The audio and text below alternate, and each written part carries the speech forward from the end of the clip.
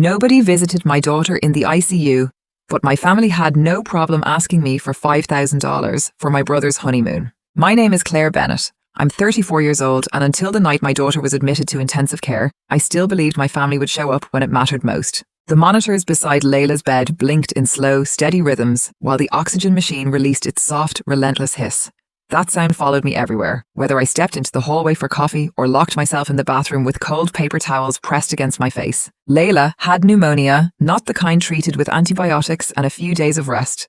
Her fever kept climbing, her oxygen levels kept falling, and by midnight, she had been transferred to the pediatric ICU. The doctor spoke gently, but the concern behind his words was impossible to miss. We're watching her very closely. The next 24 hours are critical. I wrapped both hands around Layla's tiny fingers. I'm right here, sweetheart. Her eyes fluttered open. Mommy, I'm here.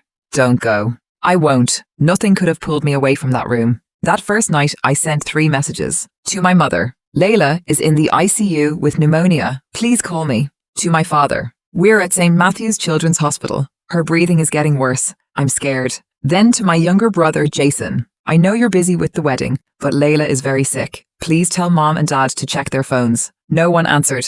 At first, I made excuses for them. Maybe Mom had gone to bed, Dad had left his phone somewhere, or Jason was buried in wedding preparations. By sunrise, I checked my phone so many times the battery was nearly dead. A nurse named Teresa set a cup of coffee beside me. You should eat something too. I'm not hungry. She glanced at the untouched chair beside my bed. You haven't moved in 6 hours. I'm fine. She didn't argue. I'll bring you some crackers. As she walked away, it struck me that a nurse I'd met only hours earlier had noticed I hadn't eaten. While my own family hadn't even answered a single message, Layla shifted beneath the blankets. I brushed the damp curls from her forehead, adjusted the oversized oxygen mask, and squeezed her hand. You're doing great, sweetheart. Families came and went outside our room carrying flowers, balloons, and overnight bags. Every time the elevator doors opened, I caught myself looking up, hoping to see someone I knew. No one ever appeared. By the second morning, I stopped pretending they were delayed or hadn't seen my messages. I never thought of my family as cruel. They were difficult, sometimes unfair, but Jason had always been the one everyone protected while I was expected to handle everything without complaint. When he dropped out of college, Mom said he needed time to find himself. When I worked 2 jobs to finish my degree, Dad simply shrugged and said, "That's Claire, she can handle anything." Jason forgot birthdays and everyone laughed. If I missed a phone call for a week, Mom wanted to know why I was upset with her. For years, I mistook being needed for being loved. I filled out Dad's insurance paperwork, drove him to appointments, paid for Mom's car repairs, and never asked to be repaid. A month before Layla landed in the hospital, Jason panicked because the wedding venue demanded another deposit. It's only temporary, he promised. I'll pay you back after the wedding. I transferred him $200 that afternoon. He never thanked me, and I never asked for the money back. That had always been my role. Whenever something fell apart, everyone expected me to fix it. But sitting beside my daughter's hospital bed, watching every breath she struggled to take, I felt something inside me begin to change. The second night was even worse. Layla's fever spiked and 3 nurses rushed into the room. One adjusted her medication while another checked the oxygen tubing. I could only press myself against the wall as the doctor studied the monitors. Is she getting worse? I asked. She's having a difficult moment, he replied calmly. Let us stabilize her. A difficult moment, he called it. The words stayed with me as I watched strangers fight to keep my daughter alive. When the room finally settled, I called my mother again. The call went straight to voicemail. Mom, it's Claire. Layla is still in intensive care. I don't understand why no one has called. Please, just call me back. My voice cracked on the last sentence, and I hated it. I hated begging people to care about a little girl who adored them. Only 2 weeks earlier, Layla had made my mother a birthday card covered in purple flowers, crooked hearts, and the words, "I love Grandma," in uneven letters. It was still sitting on my kitchen counter because Mom had cancelled dinner to help Jason choose wedding decorations. I looked at Layla and quietly whispered, "I'm sorry." I wasn't sure whether I was apologizing for the empty hospital room or for spending years letting my family treat us like an afterthought. Late on the second day, after Layla finally fell into a deep sleep, I sat beside her scrolling through old text messages. As I scrolled, the pattern became impossible to ignore. Nearly every conversation began with a request. They needed money, a ride, paperwork, or someone to fix another problem. Not once had they simply asked how we were doing. Then my phone buzzed. The caller ID showed Mom's name. Relief washed over me before I could stop it. For one foolish second, I thought she was finally calling about Layla. Instead, the message said, "Can you help with Jason's honeymoon fund? $5,000 should do." I stared at the screen. There wasn't a single question about Layla, no mention of the ICU, not even an acknowledgement of the photos I'd sent. Just a request for $5,000. While my daughter fought to breathe beneath an oxygen mask, my mother was asking me to pay for Jason's honeymoon. The screen slowly went dark in my hand. A moment later, Teresa walked in carrying clean linens. Claire? I turned the phone over. I'm okay. When I said I was okay, I realized I actually meant it. My decision had already been made. That night, after Layla fell asleep, I blocked my mother, then Jason. I paused only briefly over my father's name before blocking him too. There was no dramatic farewell, no final argument, and no long explanation they could twist against me. I simply removed myself from their reach. For years, they treated me like the family's emergency fund, chauffeur, secretary, and emotional dumping ground. That ended tonight. More importantly, my daughter would never grow up believing love meant begging people to show up. The next morning, my phone began vibrating just after 7. The caller ID showed an unknown number. I ignored it, but after the third call in less than 5 minutes, I realized whoever it was wasn't giving up. By 9 o'clock, there had been 16 missed calls. On the last one, worried something might have happened to my grandparents, I stepped into the hallway and answered. Hello? My father's voice exploded through the speaker. What the hell is wrong with you? I pulled the phone away from my ear. Dad, Layla is in intensive care. I know, but your mother says you blocked everyone. Jason's situation is becoming a disaster, and we don't have time for one of your emotional episodes. I froze. What situation? He let out an impatient sigh. We need your social security number. Any alarm sounded somewhere inside the ICU. I stared through the ICU window at Layla's bed while my father kept talking. By then, I understood the honeymoon text hadn't been the worst part. It was only the beginning. We need your social security number, he repeated, his voice never softening. My what? Your social security number. Jason's honeymoon booking fell apart. The resort cancelled part of the reservation. They need another deposit, and his credit cards are maxed out. I looked at Layla sleeping beneath a tangle of tubes. Dad, you've always had better credit than the rest of us. He never asked how Layla was doing. He didn't ask if I needed help or whether she'd made it through the night. He hadn't called to ask about Layla. He'd called because he wanted my money and my identity. You called me 16 times because Jason's honeymoon has a problem. Don't make this dramatic. A bitter laugh escaped me. My daughter is in intensive care. I know where she is. He answered so casually that my chest tightened. And Jason's situation can't wait. I leaned against the hallway wall. So you want me to take out another loan? Not exactly. A knot formed in my stomach. What do you mean? We figured we'd just use your information. Silence settled between us. Dad, it'll only be temporary. You were planning to use my identity? You'll make it sound criminal. It is criminal. He sighed with the same disappointment I'd heard my entire life whenever I refused to clean up someone else's mess. This is family, Claire. No, my voice was calm this time. This is fraud. He clicked his tongue. You've become selfish since having Layla. The word landed harder than I expected. I'd spent years giving, fixing problems, making sacrifices, and putting everyone else first. Yet somehow I was the selfish one because I refused to finance a honeymoon while my daughter fought for every breath. I have to go. Claire! I ended the call. My hands trembled with anger as I stood in the hallway for another minute before returning to Layla's room. The monitors continued their steady rhythm while she slept peacefully, unaware of everything happening outside that room. I brushed a curl away from her forehead. You don't have to carry any of this anymore, I whispered. Whether Layla heard me or not didn't matter. For the first time, I believed my own words. Less than 30 seconds later, my phone buzzed. An unknown number flashed across the screen. I declined the first 2 calls. When the third came in, a text followed almost immediately. Don't overreact. Jason is your brother. I blocked the number without replying. Seconds later, another call appeared. This one was from Jason. I let it ring until voicemail answered. Before I could put the phone down, Emily's name lit up the screen. The caller ID showed Emily, Jason's new wife. I let out a quiet laugh. Of course they were calling now. She had never called me directly before. Whenever they needed help with wedding invitations, another venue deposit, or someone to design the seating chart because I was better with details, Jason was always the one who called. Emily had always stayed in the background. Now she suddenly had my number. Against my better judgment, I answered. Hello? Oh, thank God, she said, her relief sounding more rehearsed than genuine. We've been trying to reach you. I noticed. You really shouldn't have blocked everyone. My daughter is in intensive care. I know, she replied without pausing.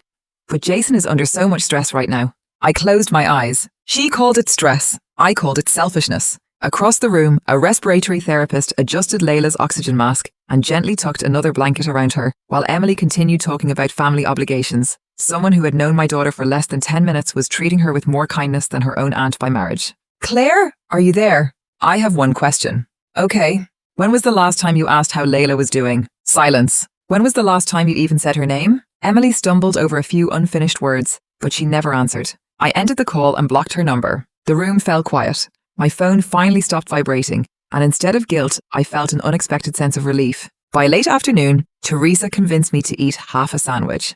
You'll collapse before your daughter goes home if you don't. I know. Anyone coming tonight? I managed a weak smile. I don't think so. She hesitated before saying, my grandmother always said you find out who your family is in hospital waiting rooms. I looked around at the plastic chairs, abandoned coffee cups, exhausted parents sleeping shoulder to shoulder, and grandparents taking turns comforting frightened children. Then there was me, sitting alone until I remembered there were still two people I hadn't spoken to in months. My maternal grandparents. When I was little, we spent birthdays together, fished every summer with Grandpa, and baked cinnamon bread with Grandma. Over the years, my parents drifted away from them, and somehow I drifted too. Phone calls became holiday greetings, and holiday greetings eventually became Christmas cards. I stared at Grandpa's contact for nearly a minute before pressing call. He answered on the second ring. Claire! The warmth in his voice broke something inside me. Grandpa! That was all I could say before I started crying. Not the quiet tears I'd been hiding for 2 days, but the kind that leave you unable to speak. He never interrupted. After patiently waiting for me to catch my breath, he asked only one question. Tell me where you are. I told him everything. Layla in the ICU, my family's silence, the honeymoon text, the demand for my social security number, and the attempted fraud. When I finished, he was quiet for a moment. Then he said, We're coming. You don't have to drive all this way. We're already getting our coats. 2 hours later, Grandpa walked into Layla's room carrying an old blue thermos, while Grandma followed with a worn stuffed dog. I found this in the attic, she whispered. Layla used to sleep with it. She placed it beside my daughter before wrapping me in a hug that felt nothing like the polite embraces my mother used to give me. It was the kind of hug that said I didn't have to pretend everything was okay. Grandpa unscrewed the thermos. Chicken soup. You remembered. You always wanted soup whenever you were scared. That simple sentence broke me. My parents hadn't even asked whether their granddaughter was alive, yet Grandpa still remembered the one thing that always comforted me when I was 8 years old. They stayed the rest of the afternoon. Grandma sat beside Layla, reading quietly, while Grandpa somehow refilled my coffee before I noticed the cup was empty. They never offered speeches or advice. They simply stayed. As evening settled outside the hospital windows, my phone buzzed again. It wasn't another family member this time, but an email. Subject: Loan application status. A knot formed in my stomach as I opened it. Your recent application has been declined due to suspicious duplicate submissions involving matching personal information. I stared at the screen. I hadn't applied for a loan. Someone had done it using my identity. The email included a customer service number, and I called immediately. After verifying my identity, the representative paused before saying, It appears someone attempted to submit a loan application using your information yesterday. Yesterday? Yes, ma'am. Did it go through? No, our fraud system flagged it before approval. A chill ran through me as the date finally sank in. Yesterday, while I sat beside Layla's ICU bed, praying she'd keep breathing, someone had been trying to borrow money in my name. Everything clicked into place. They hadn't been avoiding me because life was busy. They'd been busy trying to use me. I lowered my phone and handed it to Grandma without saying a word. She read the email slowly, removed her glasses, and looked back at me. This isn't about selfishness anymore. No, I said, it isn't. That night, after my grandparents left to get some rest, I sat beside Layla and opened my photo gallery. The newest picture showed her asleep with the stuffed dog Grandma had brought tucked beneath her arm. I sent it to my mother's number with a single sentence. You will never know her again. Then I blocked her. I thought that would finally be the end of it. Instead, everything only escalated from there. Over the next few days, no one called or showed up. The silence that followed wasn't peaceful. It was the kind that settles in after something has broken beyond repair. The only bright spot was that Layla finally started getting stronger. On the third morning, the doctor smiled for the first time. Her lungs are responding. I let out a breath I hadn't realized I'd been holding. Does that mean she's going to be okay? We're not there yet, he said, but she's moving in the right direction. When I looked back at Layla, color had returned to her cheeks and the fever was finally breaking. She opened her eyes and gave me a sleepy smile. Mommy, I'm here. You stayed. I told you I would. She squeezed my hand. I dreamed about Grandpa. I smiled. He'll be here later today. Around lunchtime, my grandparents returned carrying homemade lasagna, clean clothes for me, and another sack of children's books from the library. Grandma kissed Layla's forehead. You're looking much better. I ate applesauce, Layla said proudly. Grandpa clapped softly. Now that's real progress. Watching Grandpa laugh while Layla proudly showed off her applesauce felt strangely familiar. This was what family had always been supposed to feel like. Meanwhile, my phone remained almost silent. I'd blocked nearly everyone, and the few messages that slipped through unknown numbers stayed unread. For the first time in years, I wasn't carrying everyone else's emergencies. I was only holding my daughter's hand. Late that afternoon, Grandpa and I stepped into the hospital cafeteria while Grandma stayed upstairs with Layla. Over lukewarm coffee, he asked quietly. Have you heard anything else? I shook my head. No. He stirred his coffee for a moment before speaking. We've heard a few things. What kind of things? Your parents are in trouble. Apparently Jason's wedding had spiraled far beyond what anyone could realistically afford,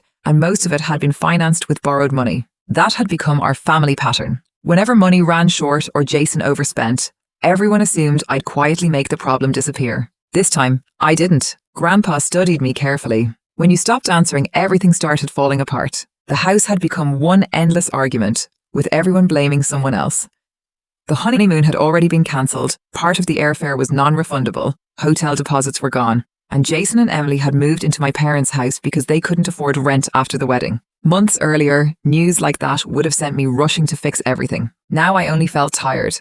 They'll figure it out, Grandpa nodded. I think they expected a different answer. So did I. That evening, another surprise arrived, this time from the hospital's billing office. A receptionist knocked gently. Ms. Bennett, when you have a moment, could you come downstairs? My stomach tightened. Had something gone wrong with the insurance? After kissing Layla's forehead, I followed her downstairs. The billing supervisor introduced herself as Karen before quietly closing the office door. I wanted to verify a phone call we received yesterday. I didn't call. We know. My heartbeat quickened as Karen turned the monitor toward me. Someone claiming to be you called our office and asked us to update Layla's account. What did they change? The billing address. What address? When Karen read my parents' address aloud, my stomach dropped. They also told us you'd be out of state for several months. I never said that. We knew something wasn't right. How? Karen offered a faint smile and pointed to a note on the screen. The caller referred to Layla as my granddaughter. The voice also didn't match the security recording we already had on file. My blood ran cold. I already knew the answer. My mother? Immediately. She hesitated before adding, there was something else. I looked up. The caller also asked whether Layla could be added to another insurance policy. My mother's? We believe so. A wave of nausea hit me. The worst part wasn't that she'd failed. It was that she'd tried it all. While Layla lay upstairs connected to monitors, my mother had been looking for another way to use her. When I returned to the room, Grandpa took one look at my face. What happened? I told him and Grandma everything. Grandma's expression hardened. I can't believe she'd do that. I can. The words came out before I even thought about them. For the first time, I wasn't making excuses anymore. The illusion was gone. This wasn't one terrible decision or a series of isolated mistakes. It was a lifetime of taking, of believing they were entitled to whatever belonged to me. In their minds, even Layla was something they could use. That evening, Grandpa handed me a business card. My attorney. I don't want to sue anyone. You don't have to. He held my gaze. But you do have to protect yourself. The next morning, I made the appointment. Attorney Rachel Morris listened without interrupting as I walked her through everything. The unanswered messages, the honeymoon demand, the attempted loan, the hospital impersonation, and the insurance inquiry. When I finished, she folded her hands. You probably don't have enough for criminal charges right now. I figured. But that doesn't mean you do nothing. She carefully outlined the next steps. Freeze my credit, place fraud alerts with every reporting agency, lock my social security record, secure Layla's medical information, and list every member of my immediate family as unauthorized to receive information about either of us. Nearly 2 hours later, every major financial and medical account I owned required additional identity verification. My mother, father, Jason, and Emily could no longer access anything connected to us. Only then did I feel safe. That night, I slept in the reclining hospital chair for the first time in almost a week. Not well, but well enough to dream. When I woke, Layla was watching cartoons while Grandma gently brushed her hair. For a few precious minutes, everything felt almost normal. Then my phone vibrated. A blocked number. Voicemail. Against my better judgment, I pressed play. Jason's voice filled the room. So, congratulations, Claire. He let out a bitter laugh. You finally got what you wanted. Mom and Dad are falling apart. I frowned. You could fix this with one phone call. A long pause followed before his voice turned cold. They might lose the house because of you. Another pause. But I know you. His breathing crackled through the speaker. You'll come around eventually. Then he added the sentence that made my stomach tighten. I know your credit score, Claire. You can't hide forever. The message ended. I saved the voicemail immediately and forwarded it to Rachel. A few minutes later, she called. Keep every voicemail. You think they'll keep trying? I don't think, she replied calmly. I know. I looked through the glass at Layla laughing at a cartoon penguin. For the first time in days, she sounded like herself again. Outside Layla's room, the pressure on my family was growing. Desperate people rarely stop just because you tell them no. Rachel called again 2 days later. I finished reviewing everything. I was helping Layla color a unicorn when the phone rang. What do you think? I think your family has established a pattern. A pattern? They've repeatedly tried to benefit from your identity, and patterns matter. She told me to keep every voicemail, screenshot, suspicious phone call, and email connected to the failed loan applications and the hospital impersonation. Don't delete anything. I won't. I also think someone else should review all of it. My grandparents? Exactly. By then, Layla had been moved out of the ICU and into a recovery room. She no longer needed constant oxygen, laughed at cartoons again, complained about hospital food, and asked every morning when she could go home. Each small improvement reminded me why I'd made the right decision. My grandparents never missed a day. Grandma always brought homemade meals, and Grandpa always found another way to make Layla smile. One afternoon, after Layla fell asleep with a coloring book open across her lap, Grandpa asked quietly, "Would you be willing to meet our attorney?" "I already have one." "I know," he smiled, "but ours has known this family for 30 years. 2 days later, we sat together in a small law office downtown. Their attorney, Michael Dawson, spent nearly an hour reviewing every document Rachel had organized. The loan denial, threatening voicemail, hospital reports, phone records, screenshots, and fraud alerts. Finally, he removed his glasses. "I've handled inheritance disputes and business fraud," he said, glancing toward my grandparents before looking back at me.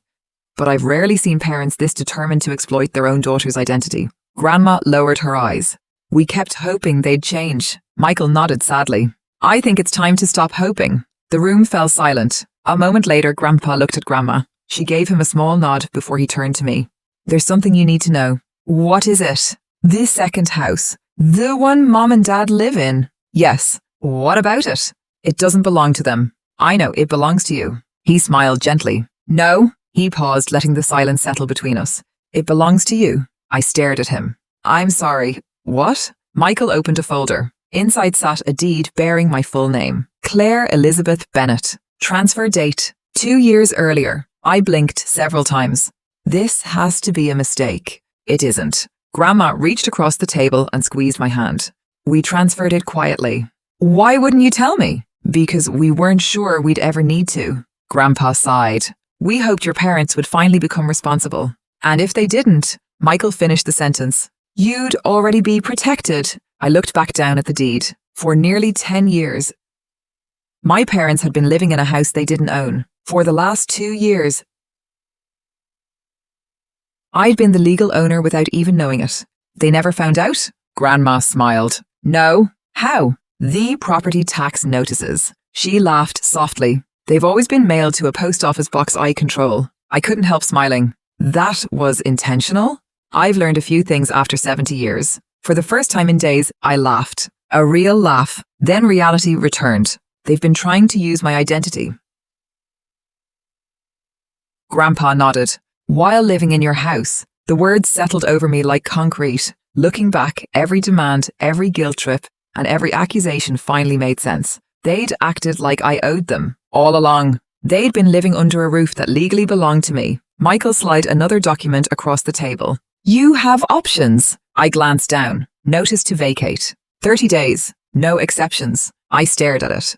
"They're still my parents." "No one can make this decision for you," Michael said calmly. "But I will tell you something." He folded his hands. "People willing to commit fraud against their own daughter rarely stop voluntarily." Grandma quietly added, "They never stop taking from us either." That sentence lingered in the room. I thought about Layla lying in the ICU while my phone filled with unanswered messages, the honeymoon demand, the fake loan application, and my mother's attempt to interfere with her medical records. Suddenly, the decision didn't feel difficult anymore. It felt necessary. I picked up the pen, signed my name. Michael nodded once. "I'll have these served tomorrow." Word spread through the family almost immediately. Jason called first. His number was blocked, but he left another voicemail. "What the hell are you doing?" "You can't throw Mom and Dad out."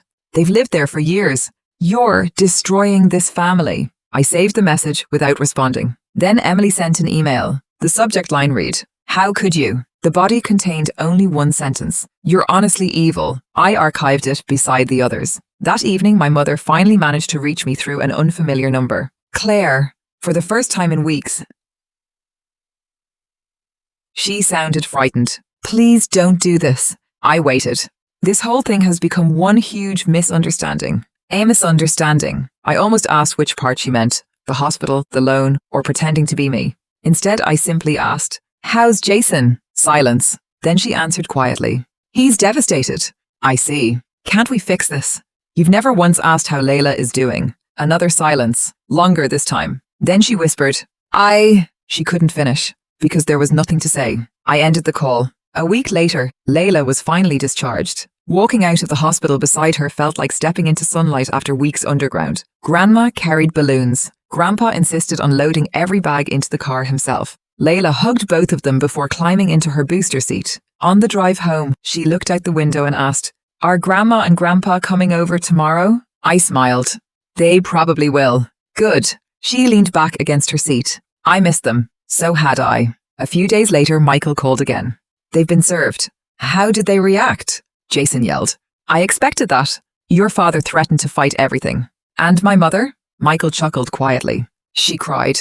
Neither reaction surprised me, but the biggest surprise came that Saturday. The following Saturday, my parents, Jason and Emily, showed up without calling first. My parents, Jason and Emily, drove to my grandparents' house together. Layla and I were outside drawing colourful flowers with sidewalk chalk across the patio. Without so much as a smile or even a hello, my father walked straight past his granddaughter. It was as though she wasn't there. Grandpa stepped onto the porch. "You need to leave. We're here to talk."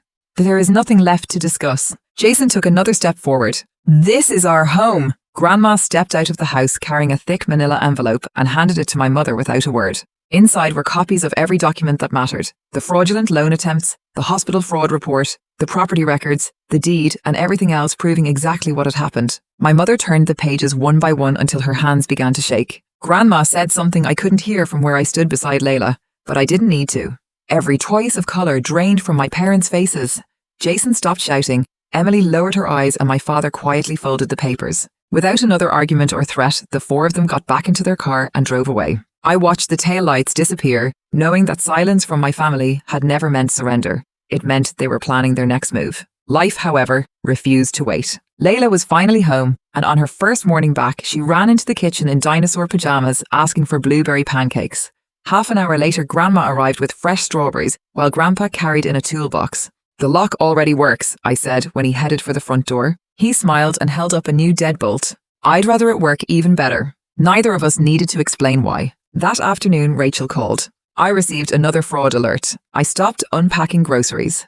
"They're still trying?" "Yes. Someone attempted to co-sign another personal loan using your information. The fraud alert stopped it immediately, but they're getting sloppier." An hour later, she emailed the paperwork. None of the signatures or contact information belonged to me, yet my name appeared on every page. It wasn't careful anymore. It was panic. Rachel challenged every application, and within 2 days, every lender permanently flagged the attempts as fraudulent. Legally, I was protected, but I couldn't stop wondering how parents reached the point where stealing from their own daughter seemed easier than admitting they were wrong. The next problem came from Emily. Instead of apologizing, she turned to social media. Friends began forwarding screenshots of vague posts about people choosing money over family and successful people forgetting where they came from. She never used my name, but she didn't have to. I saved every screenshot and sent them to Rachel. Her reply was short. "Keep documenting. Don't engage." So I didn't. Silence had become far more powerful than any argument. Meanwhile, my grandparents focused on repairing the damage my parents had left behind.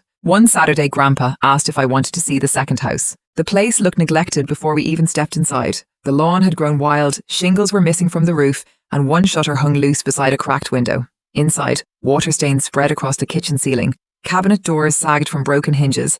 The upstairs bathroom smelled of mold, and exposed wiring ran through the basement. After walking through every room, the home inspector closed his clipboard.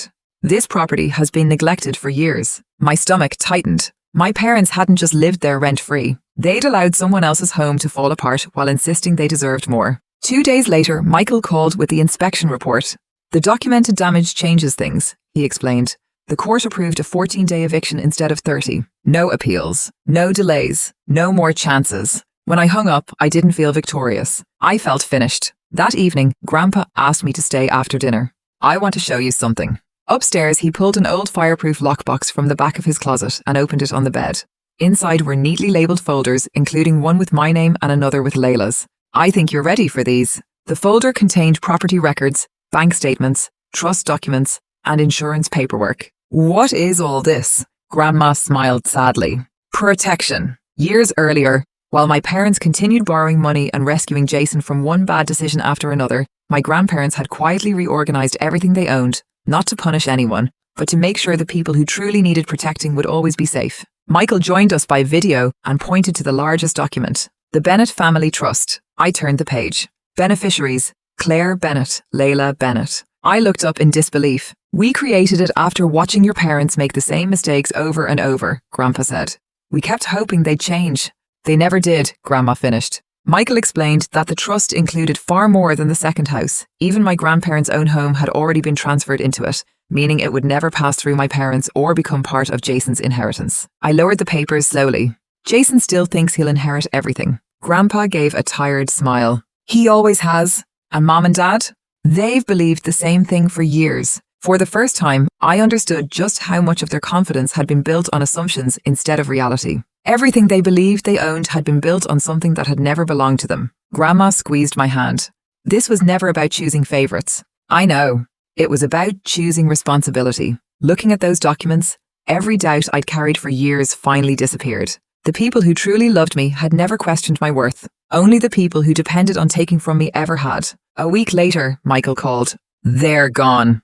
The eviction isn't until next week. They moved out overnight. Neighbours had seen moving trucks after midnight, and by sunrise the house was empty. Almost. When Grandpa and I unlocked the front door that afternoon, they had left behind overflowing trash, broken furniture, a smashed television, and rooms that smelled as though years of resentment had seeped into the walls. Grandpa looked around quietly. They couldn't even leave with dignity. I didn't answer. Instead, I opened every window and let fresh air pour inside. Standing there, I realized they hadn't lost the house because of an eviction notice. They'd lost it through years of lies, demands, and choosing Jason over everyone else. Even then, I doubted it was over. I had known my parents long enough to understand they would never see themselves as the ones who caused all this. The next morning, Grandma made blueberry pancakes while Layla sat at the table turning strawberry slices into a butterfly. For the first time since the hospital, she looked like a normal little girl again. Grandma set down her coffee. I think it's time. She disappeared into the study and returned with the navy folder. No more secrets. Inside was an amended estate plan. Every page had already been signed and notarized. The trust, investment accounts, savings, and both houses had all been transferred, so they would pass directly to Layla and me. Nothing had been left to my parents or Jason. You did all this years ago, Grandpa nodded. We hoped we'd never need it. This isn't revenge, Grandma said softly. We watched your parents take from everyone for years, but when they abandoned Layla, they made the decision for us. Her words hit harder than the inheritance ever could. They hadn't only failed me, they had abandoned my daughter. That was something I could never forgive. Later that afternoon, the quiet finally broke. A familiar SUV pulled into the driveway. My parents, Jason and Emily, climbed out together. Grandpa glanced through the front window. They're here. I'll leave. He rested a hand on my shoulder and shook his head. You've spent your whole life walking away to keep the peace. He looked me in the eye. This time, you stay. Layla kept colouring quietly in the living room, completely unaware that the people who had nearly destroyed our lives were standing just outside the front door. Grandma quietly led Layla upstairs to finish a puzzle, while Grandpa stepped onto the porch and closed the screen door behind him. What do you want? He asked. My father spoke first. We deserve an explanation. You already have one. Jason immediately cut in. We deserve our house back. Grandpa almost smiled. It was never your house. My mother's eyes found me through the screen door. Claire! Her voice shook. We've made mistakes. I waited. She said nothing else. She apologized for nothing. Not the hospital, not Layla, not any of it. After a long silence, she tried again. We're still family. Before I could stop myself, I answered. Family doesn't disappear when a 4-year-old is fighting for her life. The porch fell silent. I begged you to come, I continued. I begged you to call. Instead, you ignored every message because Jason's wedding mattered more. My father stiffened. We were under a lot of pressure. My daughter was in intensive care. Jason folded his arms. So this is all because we missed one hospital visit. I stepped onto the porch beside Grandpa. No, this is about a lifetime. I looked from one face to another. I paid your bills, loaned you money, solved your emergencies, and every time you needed something, I showed up.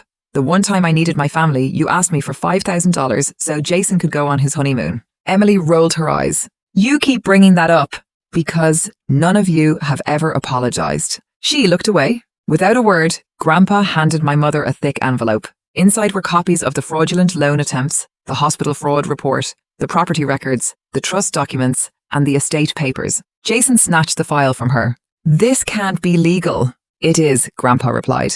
You manipulated them. Grandma stepped onto the porch. No, you manipulated yourselves. She looked at my parents with heartbreaking disappointment. We gave you years to change. We gave you a home, opportunities, and more chances than you deserved. When Claire and Layla needed you most, you chose not to come. For the first time, my father stopped arguing. He simply looked tired. I never thought it would end like this.